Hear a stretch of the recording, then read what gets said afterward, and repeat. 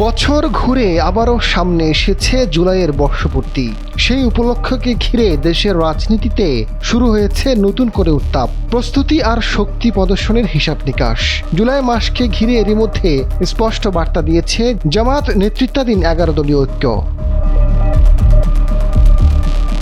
বিরোধী জোটের নেতারা বলছেন, জুলাই গণ অভ্যুত্থান কোনো ইতিহাসের পাতা নয়, এটা এখনো চলমান এক রাজনৈতিক বাস্তবতা।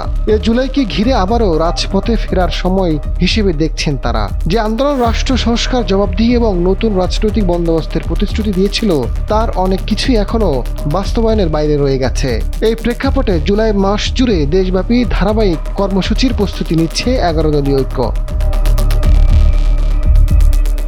জুলাই মাস জুড়ে দেশব্যাপী পথসভা, গণসংলাপ, তরুণদের সমাবেশ এবং অভ্যুত্থান সংশ্লিষ্ট স্মারক কর্মসূচির আয়োজন করার প্রস্তুতি নিচ্ছে তারা।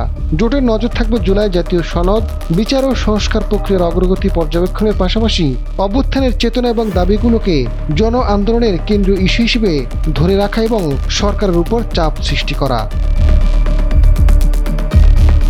জামায়াতের সহকারী সেক্রেটারি জেনারেল ও কেন্দ্রীয় প্রচার মিডিয়া বিভাগের প্রধান অ্যাডভোকেট এহসানুল মাহবুব জুবায়ের জানান, জুলাই জাতীয় সনদ ও গণভোট বাস্তবায়ন, গণহত্যার বিচার এবং প্রয়োজনীয় সংস্কার কার্যক্রম দ্রুত এগিয়ে নিতে সরকারকে কার্যকর পদক্ষেপ নিতে হবে। এদিকে নতুন রাজনৈতিক শক্তি এনসিপির অবস্থান স্পষ্ট। গণ অভ্যুত্থানের মূল আকাঙ্ক্ষা বাস্তবায়ন এবং নতুন রাজনৈতিক বন্দোবস্তের প্রশ্নে জনগণকে আবারও সংগঠিত করার একটি গুরুত্বপূর্ণ সময়।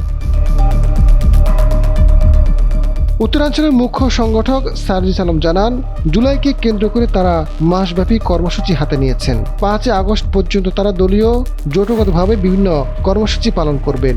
আওয়ামী লীগের অপরাধী বিচারের আওতায় না এনে তাদের কর্মসূচি পালনের সুযোগ করে দেওয়ার প্রতিবাদেও কর্মসূচি থাকবে। 3 আগস্ট অথবা 5 আগস্ট বড় সমাবেশের চিন্তা আছে তাদের। আজাদ ফারুক, সময়ের আলো।